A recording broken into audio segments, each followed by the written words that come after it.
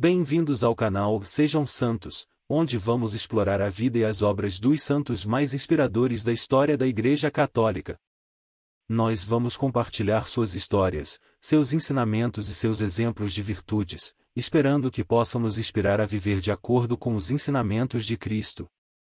Então, se você quer aprender mais sobre esses santos e descobrir como suas vidas podem ser caminhos que nos levam a Jesus Cristo para nós hoje, inscreva-se no nosso canal e deixe o seu like. Inscreva-se hoje mesmo, divulgue nosso canal a seus amigos e comunidades e nos ajude o nosso canal para que possamos alcançar mais pessoas na divulgação a conhecer mais a vida dos santos. Onde a santidade é uma jornada diária. Faça parte dessa comunidade de busca pela santidade.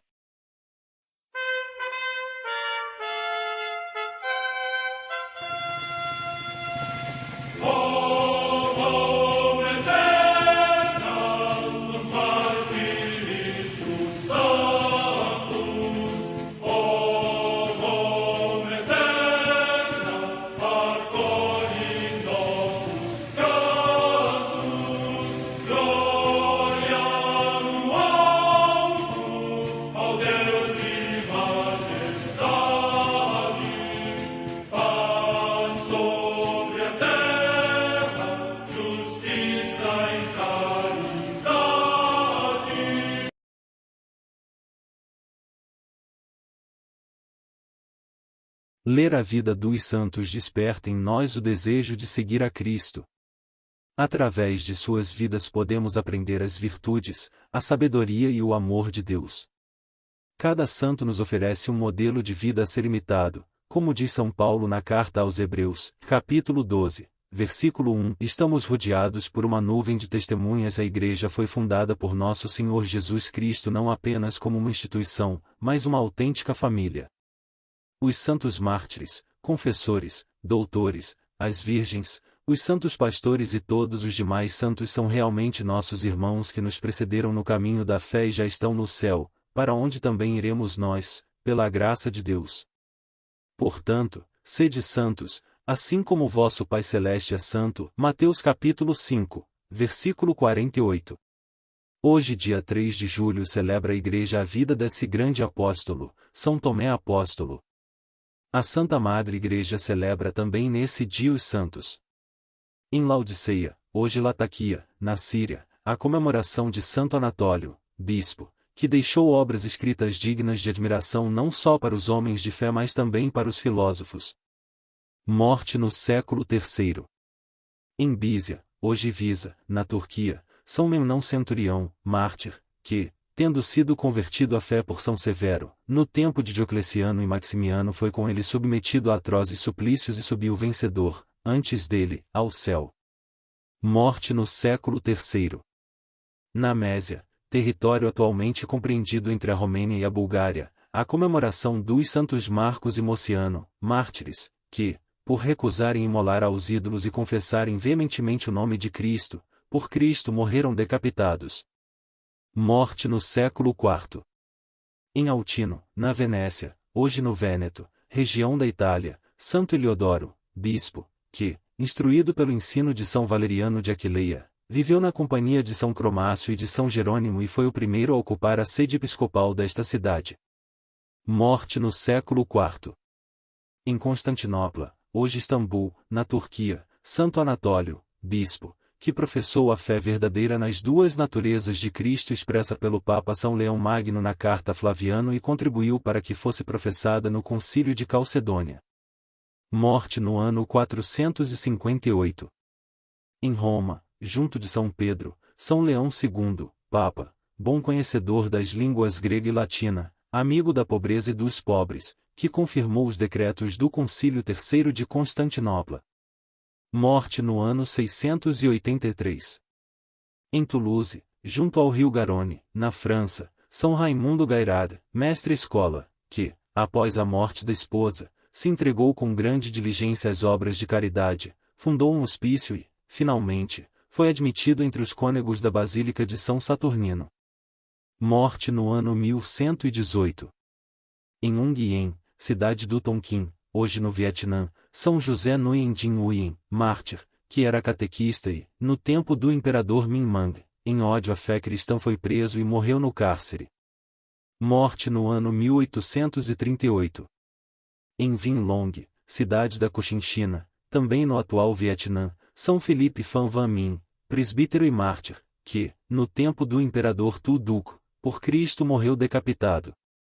Morte no ano 1853. Em Fuencarral, atual bairro de Madrid, na Espanha, a beata Maria Ana Mogas Fontcoberta, virgem, que fundou a Congregação das Irmãs da Mãe do Divino Pastor, para a formação das jovens e assistência dos pobres e dos enfermos. Morte no ano 1886.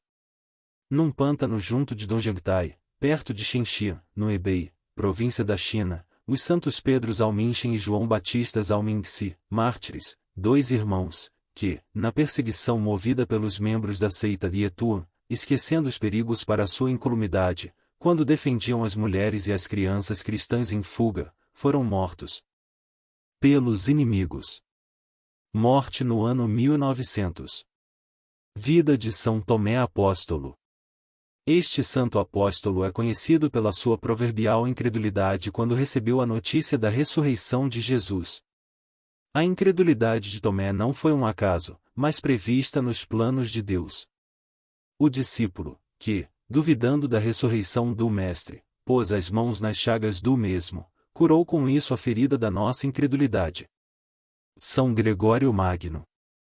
Tomé, sempre presente nas 4 listas contempladas pelo Novo Testamento, ele, nos primeiros 3 evangelhos, é colocado ao lado de Mateus, Mateus 10, 3, Marcos 3, 18, Lucas 6, 15, enquanto nos Atos está próximo de Filipe, Atos dos Apóstolos 1, 13.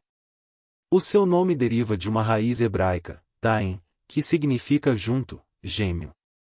De fato, o Evangelho chama-o várias vezes com o sobrenome de Dídimo, João 11, 16, 20, 24, 21, 2, que em grego significa precisamente gêmeo. Não é claro o porquê deste apelido. Sobretudo o 4º Evangelho oferece-nos informações que reproduzem alguns traços significativos da sua personalidade. O primeiro refere-se à exortação que ele fez aos outros apóstolos, quando Jesus, num momento crítico da sua vida, decidiu ir a Betânia para ressuscitar Lázaro, aproximando-se assim perigosamente de Jerusalém. Marcos 10, 32. Naquela ocasião Tomé disse aos seus condiscípulos: Vamos nós também, para morrermos com ele. João 11, 16. Esta sua determinação em seguir o Mestre é deveras exemplar e oferece-nos um precioso ensinamento, revela a disponibilidade total de aderir a Jesus, até identificar o próprio destino com o dele e querer partilhar com ele a prova suprema da morte. De fato, o mais importante é nunca separar-se de Jesus. Por outro lado, quando os evangelhos usam o verbo seguir, é para significar que para onde ele se dirige, para lá deve ir também o seu discípulo. Uma segunda intervenção de Tomé está registrada na última ceia. Naquela ocasião Jesus, predizendo a sua partida iminente, anuncia que vai preparar um lugar para os discípulos para que também eles estejam onde ele estiver, esclarece, e, para onde eu vou, vós sabeis o caminho. João 14, 4. É então que Tomé intervém e diz: Senhor, não sabemos para onde vais, como podemos nós saber o caminho? João 14, 5. Na realidade, com esta expressão ele coloca-se a um nível de compreensão bastante baixo, mas estas suas palavras fornecem a Jesus a ocasião para pronunciar a célebre definição: Eu sou o caminho, a verdade e a vida. João 14, 6. Portanto, Tomé é o primeiro a quem é feita esta revelação, mas ela é válida também para todos nós e para sempre. Todas as vezes que ouvimos ou lemos estas palavras, podemos colocar-nos com o pensamento ao lado de Tomé e imaginar que o Senhor fala também conosco como falou com ele. Ao mesmo tempo, a sua pergunta confere também a nós o direito, por assim dizer, de pedir explicações a Jesus. Com frequência nós não o compreendemos. Tenhamos a coragem para dizer: Não te compreendo, Senhor, ouve-me, ajuda-me a compreender. Desta forma, com esta franqueza que é o verdadeiro modo de rezar, de falar com Jesus, exprimimos a insuficiência da nossa capacidade de compreender, ao mesmo tempo colocamo-nos na atitude confiante de quem espera a luz e força de quem é capaz de as doar. Depois, muito conhecida e até proverbial é a cena de Tomé incrédulo, que aconteceu 8 dias depois da Páscoa. Num primeiro momento, ele não tinha acreditado em Jesus que apareceu na sua ausência, e dissera: se eu não vir o sinal dos pregos nas suas mãos e não meter o meu dedo nesse sinal dos pregos e a minha mão no seu peito, não acredito. João 20, 25. No fundo, destas palavras sobressai a convicção de que Jesus já é reconhecível não tanto pelo rosto quanto pelas chagas. Tomé considera que os sinais qualificadores da identidade de Jesus são agora sobretudo as chagas, nas quais se revela até que ponto ele nos amou. Nisto o apóstolo não se engana. Como sabemos, 8 dias depois Jesus aparece no meio dos seus discípulos, e desta vez Tomé está presente. E Jesus interpela-o: põe teu dedo aqui e vê minhas mãos. Estende tua mão e põe-a no meu lado e não sejas incrédulo, mas crê. João 20, 27. Tomé reage com a profissão de fé mais maravilhosa de todo o Novo Testamento: e meu Senhor e meu Deus. João 20, 28. A este propósito, Santo Agostinho comenta: Tomé via e tocava o homem, mas confessava sua fé em Deus, que não via nem tocava. Mas o que via e tocava levava-o a crer naquilo de que até aquele momento tinha duvidado. O evangelista prossegue com uma última palavra de Jesus a Tomé: porque me viste, acreditaste. Felizes os que, sem terem visto, crerão. João 20, 29. Esta frase também se pode conjugar no presente: bem-aventurados os que creem sem terem visto.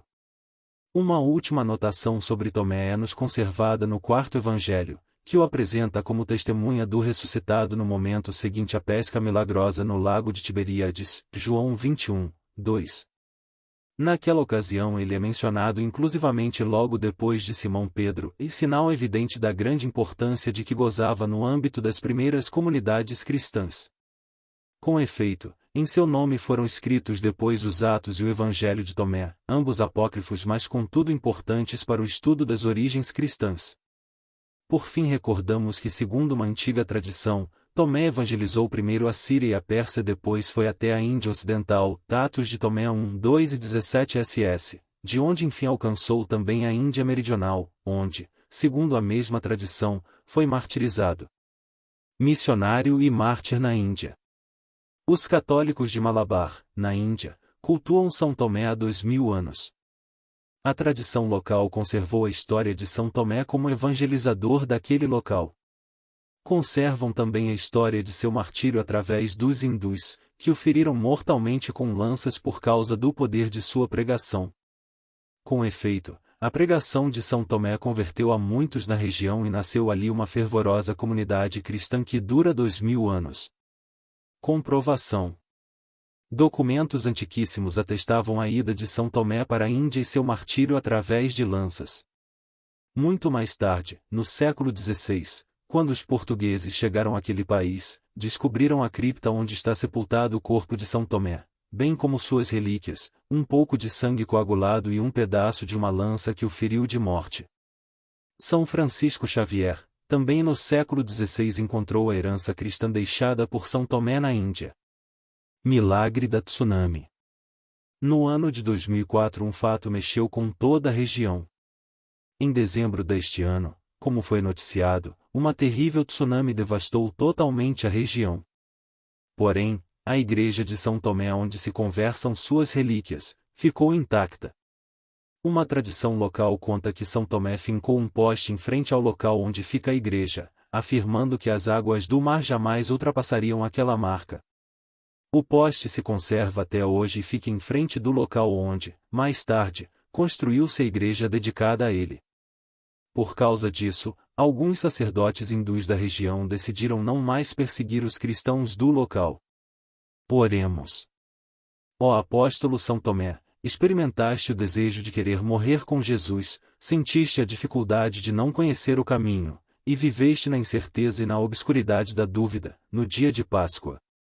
Na alegria do encontro com Jesus ressuscitado, na comoção da fé reencontrada, no ímpeto de terno amor, exclamaste, e meu Senhor e meu Deus.